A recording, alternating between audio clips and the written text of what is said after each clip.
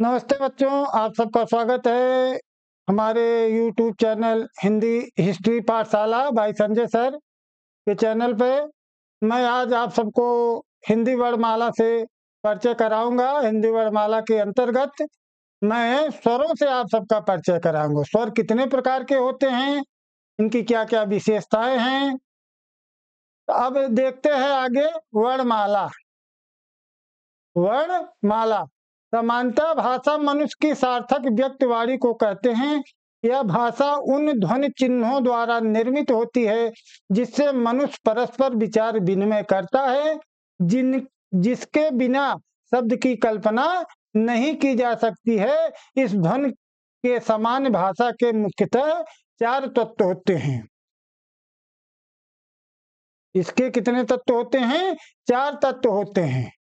कौन कौन से तत्व हैं? पहला है ध्वनि, दूसरा है शब्द, तीसरा है वाक, चौथा है अर्थ। ध्वनि, ध्वनि से शब्द बनता है, शब्द से वाक्य, वाक्य से अर्थ निकलता है। अब आगे देखते हैं बच्चों। इन 4 तत्वों को ही भाषा विज्ञान के अंतर्गत भाषा विज्ञान के 4 अंगों के रूप में स्वीकार कर भाषा की लघुत्तम इकाई से संबंधित निम्नलिखित परिभाषाएं दी गई हैं। इसमें बच्चे बहुत कंफ्यूज होते हैं जब परीक्षा में पूछा जाता है कि भाषा की लघुत्तम इकाई क्या है। कोई शब्द मार देता है, कोई ध्वनि मार देता है, कोई पद, कोई वाक्य। कई बार इस पे विवाद हुआ। सबसे ज्यादा विवाद 2016 में टीजीटी में इस पे विवाद हुआ था। अंत में जो है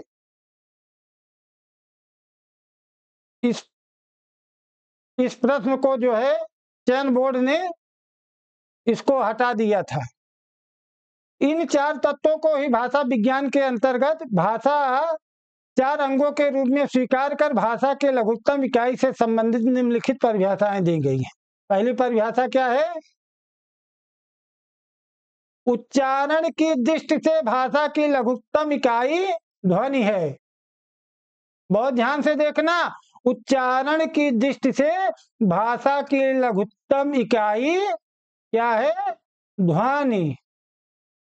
ये उच्चारण की दृष्टि से है और उच्चारण की दृष्टि से। और दूसरा देखो, सार्थकता की दृष्टि से भाषा की लघुत्तम इकाई शब्द है। सार्थकता की दृष्टि से लघुत्तम इकाई क्या है? शब्द है।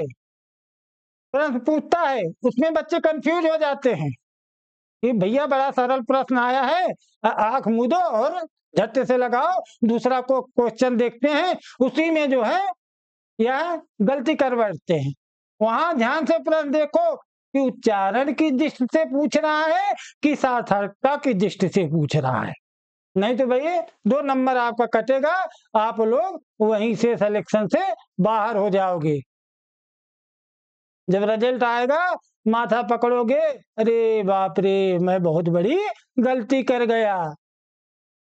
तब पछताने का होत है जब चिड़िया चुग गई खेत। आगे देखो, तीसरा है काव्य शास्त्र की दृष्टि से। काव्य शास्त्र की दृष्टि अथवा भाषा के व्याकरणीय योग्यता के प्राप्त लघुत्तम इकाई पद या रूप है।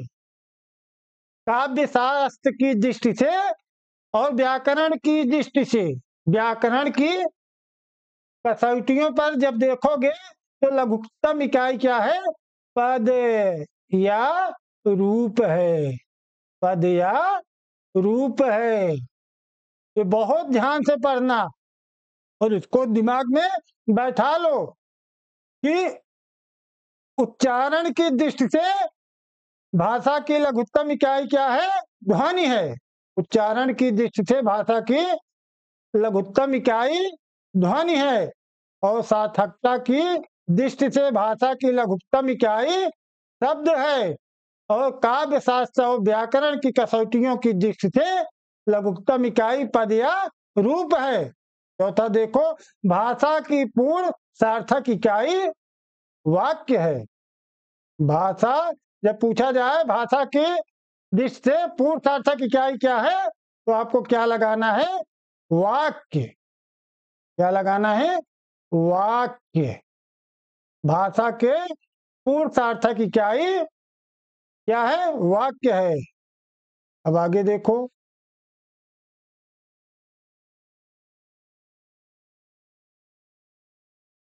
भाषा के 4 प्रमुख तत्वों में ध्वनि मुख्य आधार है। इस ध्वनि को स्वनिम भी कहते हैं। इस ध्वनि के 3 पक्ष होते हैं। भाषा के 4 प्रमुख तत्वों में ध्वनि मुख्य आधार है। इस ध्वनि को स्वनिम भी कहते हैं। और इस ध्वनि के 3 पक्ष होते हैं: उत्पादन, संवहन, ग्रहण। जबकि जबकि इस ध्वनि के 4 गुण माने गए हैं। कितने गुण माने गए हैं? 4। 4 गुण कौन कौन से हैं? मात्रा, आघात, स्वर, वृत्ति। ध्वनि के कितने गुण माने गए हैं? 4। ये प्रश्न पूछता है कि ध्वनि के कितने गुण माने गए हैं। हाँ, 2, 3, 4, 1। तो आपको क्या लगाना है? 4 गुण माने गए हैं। कौन कौन से? मात्रा पहला, दूसरा आघात, तीसरा स्वर, चौथा वृत्ति। और 3 तत्व माने गए हैं। भाषा के कितने तत्व माने गए हैं? धन को आधार मान के 3: उत्पादन, संवहन, ग्रहण। ये 3 तत्व माने गए हैं। और जबकि 4 गुण माने गए हैं। कितने गुण माने गए हैं बच्चों? 4। मात्रा, दूसरा आघात, तीसरा स्वर, और चौथी क्या है? वृत्ति। समझ में आया? आगे बढ़े। आगे देखो, ध्वनियों के लिखित रूप को वर्ण कहते हैं। जो आपको सुनाई देता है, जिसको आप लिखते हो, आपको कुछ सुनाई दिया, कानों में कुछ आवाज आई, हाँ, उसी को हम वर्ण कहते हैं। उसके लिखित रूप को हम वर्ण कहते हैं। ध्वनियों के लिखित रूप को वर्ण कहते हैं। ध्वनियों के लिखित रूप को वर्ण कहते हैं। ध्वनि बोलने और सुनने में आती है, लेकिन वर्ण लिखने, पढ़ने और देखने में आता है। वर्ण वर्ण हमारी उच्चरित भाषा या वाणी की सबसे छोटी इकाई है। ध्यान देना, वर्ण हमारी उच्चारण की भाषा, उच्चरित माने उच्चारण की भाषा या वाणी की सबसे छोटी इकाई है। क्या है? वर्ण उच्चरित भाषा या वाणी की सबसे छोटी इकाई है। और इन्हीं इकाइयों को मिलाकर शब्द समूह और वाक्यों की रचना होती है। और इन्हीं इकाइयों और शब्द समूह को मिला के वाक्यों की रचना होती है। यहाँ वर्षा हो गया, जबकि वर्ण है गलत। वर्ण के उच्चारण समूह को वर्णमाला कहते हैं। वर्ण के उच्चारण समूह को वर्णमाला कहते हैं, जिनमें मूलतः 52 वर्ण हैं।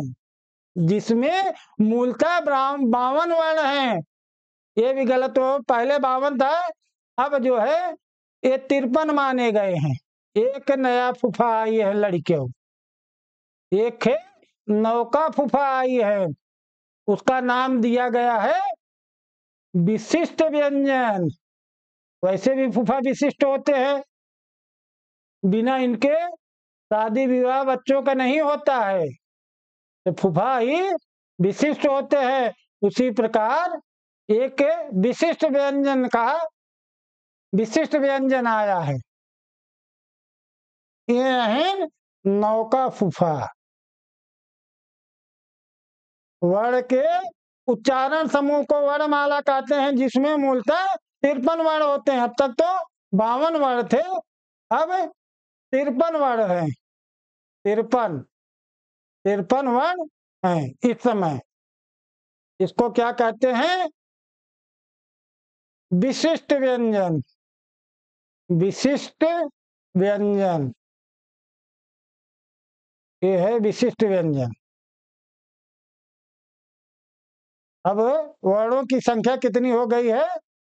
53। अब देखो,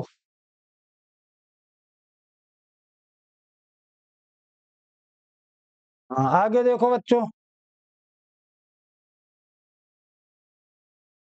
वर्ण उस मूल ध्वनि को कहते हैं जिसका खंड ना हो सके। वर्ण उस मूल ध्वनि को कहते हैं जिसका खंड ना हो सके। जैसे हम यहाँ उदाहरण आप लोगों को दिए हैं, जैसे पानी शब्द की दो ध्वनियां हैं, पानी शब्द में दो ध्वनियां हैं।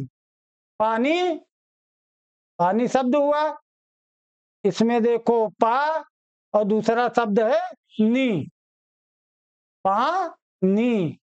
अब पा देखो, पा हलन आ, पा नी, नी हलन और बड़ी मिला के क्या हुआ? पानी। मतलब जिसका खंड ना हो सके, जिसका खंड ना हो सके उसे वर्ण कहते हैं। एक ग्राफ बहुत अच्छे से बना दिया हूं, आप लोग समझ जाओगे इसको। इस प्रकार हम कह सकते हैं कि वर्ण वह छोटी सी छोटी ध्वनि है जिसके खंड नहीं किए जा सकते हैं, इसका कोई खंड नहीं किया जा सकता है। इन वर्षों को, इन वर्णों को, इन वर्णों को अक्षर भी कहते हैं। इन वर्णों को अक्षर भी कहते हैं, इन वर्णों को अक्षर भी कहते हैं। इन्हीं को मिलाकर शब्द समूह एवं वाक्यों की रचना होती है। इस प्रकार हम कह सकते हैं कि वर्ण वह छोटी सी छोटी ध्वनि है जिसके खंड नहीं किए जा सकते, इसका कोई खंड नहीं हो सकता है। इन वर्णों को अक्षर भी कहते हैं, इन्हीं को मिलाकर शब्द समूह और वाक्यों की रचना होती है। इन्हीं को मिला के वाक्यों की रचना होती है। उच्चारण के दो प्रमुख तत्व हैं, वर्ण के दो प्रमुख तत्व हैं, स्वर और व्यंजन। क्या क्या है? स्वर और व्यंजन। अभी हम स्वर पढ़ रहे हैं, व्यंजन इसके बाद पढ़ाएंगे। अब स्वर वर्ण, और स्वरों की संख्या कितनी है? 11। स्वर कितने होते हैं? 11। स्वर बराबर 11। स्वर कितने होते हैं? 11। अब देखो स्वर वर्ण।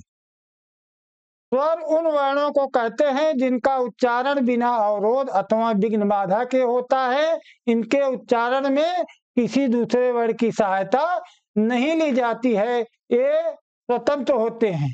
ये वर्ण, ये सभी स्वतंत्र होते हैं। हिंदी में स्वर वर्णों की संख्या कितनी है? 11 है।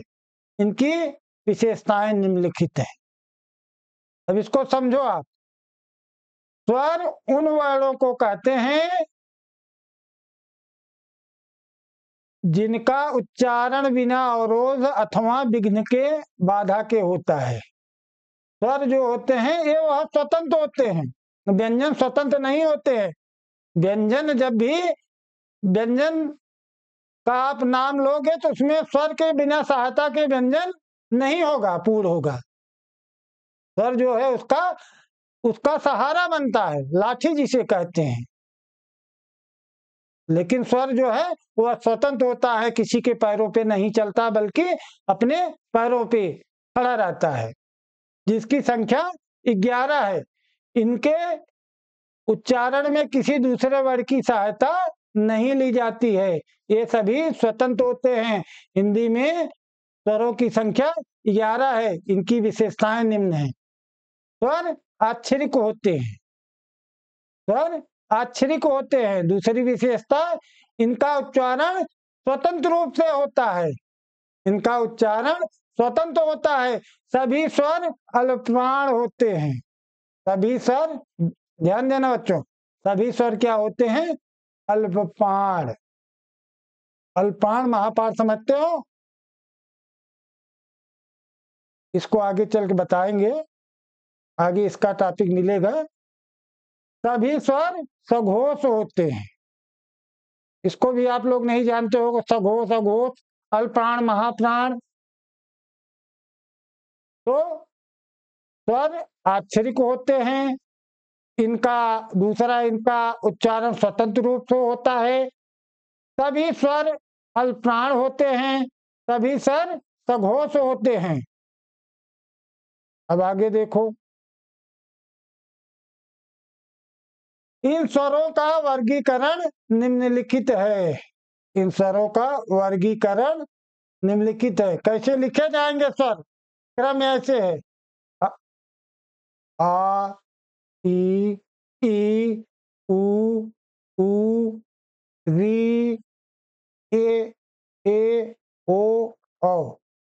छोटा बड़ा, छोटी बड़ी, छोटा ऊ बड़ा ऊ, री, छोटा ए बड़ा ए, ओ और औ। कितने हुए? 11। ये 11 स्वर हुए। जो कहा जाता है एक अनुस्वार है, जो है विसर्ग है। इसे अयोगवाय भी कहते हैं। अयोगवाय माने, इसका मतलब होता है ये तो ना, ये तो ना तो स्वर होते हैं, ना तो स्वर होते हैं, स्वर होते हैं और ना तो व्यंजन, ना तो व्यंजन। ये जो अयोगवाह है, अयोगवाह एक प्रकार समझ लो अगुआ जिसे कहते हैं। जैसे अगुआ ना तो वर पक्ष के तरफ से होता है, ना कन्या के पक्ष की तरफ से। मतलब इनकी इज्जत वही है, जब तक ब्याह नहीं हुआ तब तक लोग अगुआ को भाव देते हैं, उसके बाद भाव देना बंद कर देते हैं। उसी प्रकार ये अयोगवाह है, ना तो ये स्वर होते हैं ना तो व्यंजन। ये हिंदी वर्णमाला के अगुआ है लड़कियों। अब देखो आगे, हस्व स्वर। हस्व स्वर कितने होते हैं? 4।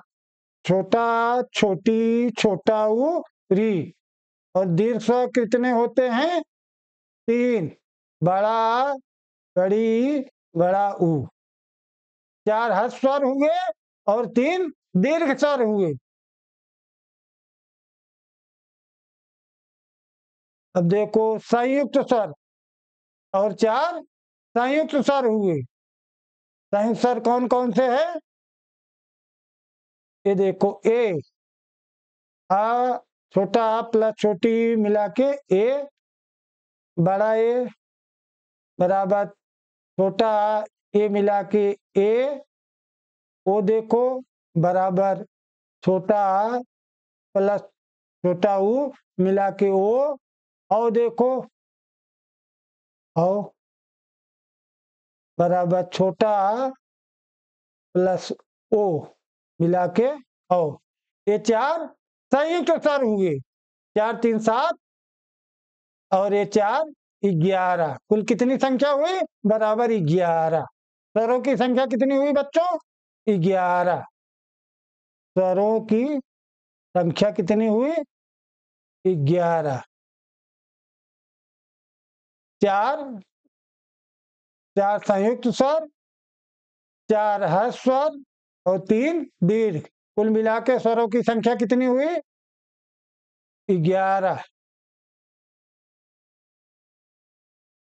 टोटल कितनी संख्या हुई? 11। अब आगे देखो,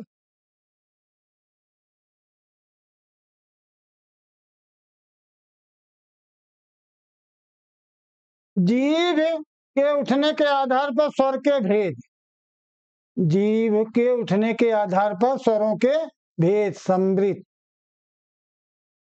छोटी बड़ी ऊ बड़ा ऊ। अर्धसमृत ए ओ, ए और ओ। विवृत आ, आ माने मुहा, मुंह जो होता है पूरा खुल जाता है। आ कहोगे तो पूरा मुंह खुल जाता है मुंह। अब अर्धविवृत, छोटा छोटा ए औ आ, ये हो गए। समृत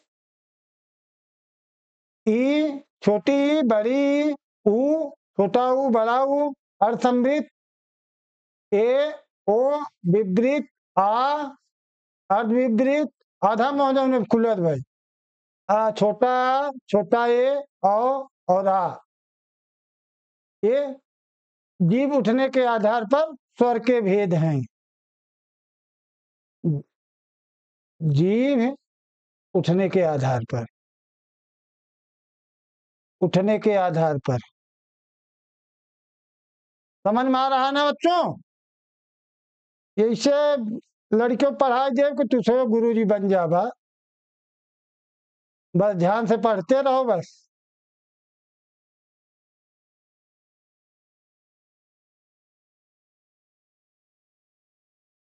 अब देखो आगे, ओठों, ओठों की स्थिति के आधार पर स्वर के भेद। ओठों की स्थिति के आधार पर स्वर के भेद। वित्तमुखी, वित्तमुखी कौन कौन से हैं? छोटा ऊ बड़ा ऊ, ओ औ आ। आवृतमुखी आ, बड़ा आ, छोटी बड़ी ए।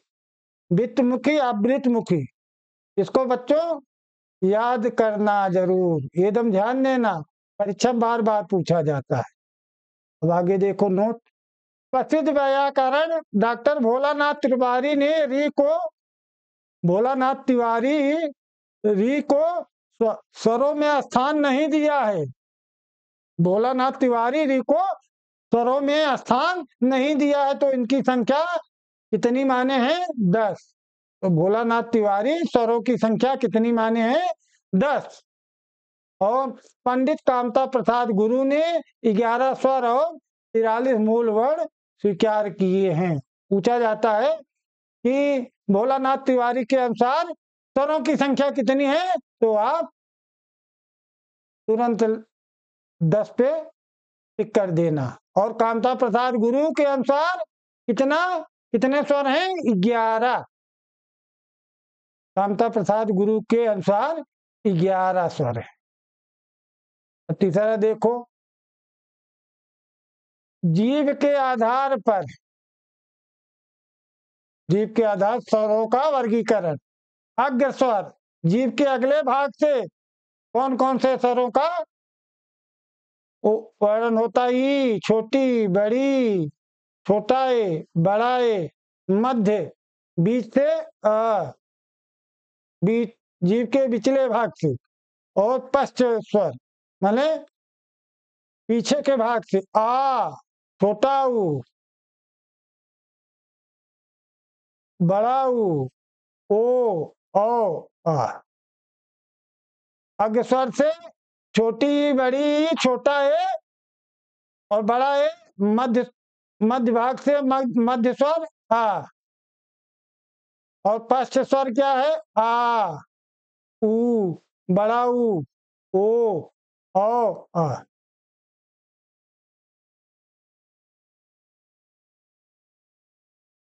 आज के लिए बच्चों इतना ही।